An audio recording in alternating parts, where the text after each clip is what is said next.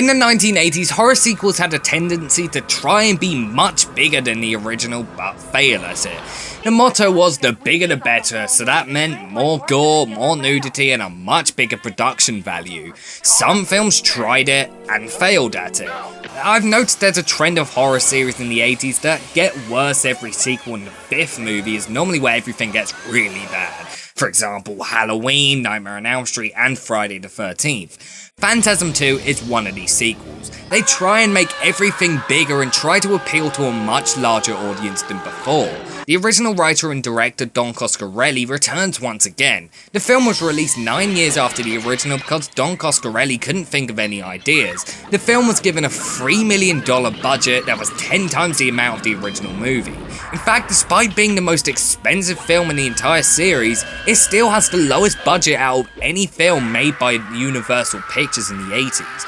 Phantasm 2 is the only film in the entire series to not bring back most of the main actors from the first movie. In fact, only 2 of the original actors return. Angus Scrimm returns as the Tall Man, but they couldn't really do it without him, and Reggie Bannister returns as Reggie. Yes, the character was named after him. The movie starts exactly where the original film left off. We go back to the twist of the first movie where it turned out that the whole first movie was a dream, but then the Tall Man was in Mike's room. Reggie comes in and saves Mike and then blows up the house, killing all the weird minion things. We then cut to 6 years later, where it turns out that it never actually happened and that Mike supposedly had a mental breakdown after the death of his brother. However, over the years while he's been under psychiatric care, he has been having visions of the Tall Man and a girl called Liz who has a psychic bond with Mike. After Mike is released from the hospital, he goes back to live with Reggie. However, Reggie finds him digging up a grave and finding it empty. Reggie then says that he'll take Mike home where Reggie's family has come for dinner. On the way to the house, Mike has a vision of the Tall Man turning on the gas in the house, and as Reggie is about to pull into the house explodes. After this, Reggie believes Mike about the Tall Man and they decide to search the country and find the Tall Man and defeat him. They go to loads of different towns where the Tall Man has left his mark and completely wiped out the whole town.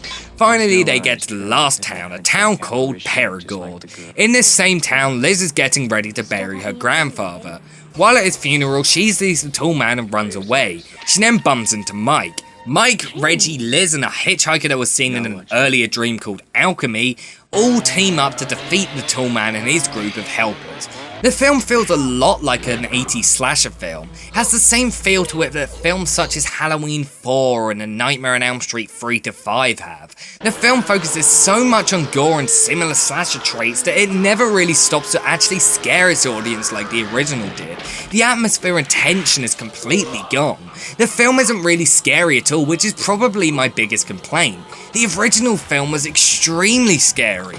It knew exactly how to scare its audience. It didn't use massive grand gore scenes like the second film does. It used simple creepy moments such as the chase scenes and any scene where the characters are walking down corridors.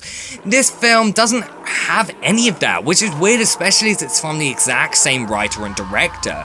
There are tons of plot holes as well, which really bugged me throughout the movie. For example, it's never explained what happened in the opening scene / ending scene of the previous movie. It's never explained where the line of dream and reality is. I just felt extremely confused by what was happening. However, is the film bad at all? Certainly not. In fact, I really did enjoy the movie. The gore scenes are really impressive but surprisingly limited. The story is honestly very good apart from the disjointed moments and unexplained moments. The film is also a lot of fun. There were a few slow and boring parts, but for the most part I enjoyed what I was watching.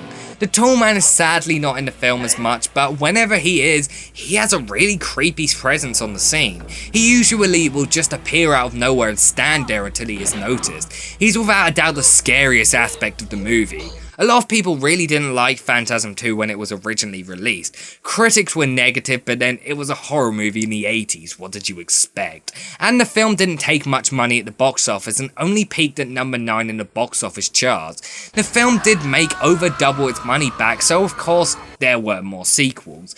Over the years, similar to the first film, Phantasm 2 has just received a gigantic cult following. Phantasm 2 is a fun sequel with some really memorable moments, however it's not as good as I was hoping and lacks a lot of the creativity and atmosphere of the original. I give Phantasm 2 an 8 out of 10.